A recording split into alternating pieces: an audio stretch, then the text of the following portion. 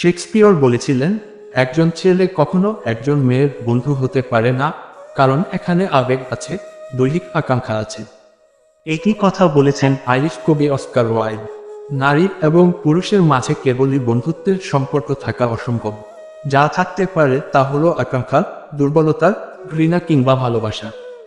হুমায়ুন আহমেদ বলেছিলেন, ছেলে আর মেয়ে বন্ধু হতে পারে, কিন্তু তারা অবশ্যই প্রেমে পড়বে।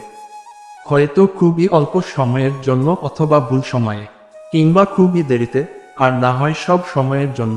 তবে প্রেমে তারা পড়বেই। সত্যি বলতে, ছেলে ও মেয়েদের শুধুমাত্র বন্ধুত্ব অসম্ভব ও প্রকৃতি বিরুদ্ধ। কেননা শুধুমাত্র বন্ধুত্ব হলে প্রকৃতি নিজের অস্তিত্ব হারাবে। চুম্বক আর লোহা কখনো পাশাপাশি থাকতে পারে না, আকৃষ্ট করবেই। যদি কেউ তা এড়িয়ে যায়, তবে সে ভণ্ডামি করছে, নয়তো ধোঁকা দিচ্ছে। আগুনের পাশে মোম বলবে। ছেলে ও মেয়ে বন্ধুত্ব হতে পারে, কিন্তু একসময় প্রেমে বা অবৈধ সম্পর্কে রূপ নিবেই, আর এটাই স্বাভাবিক।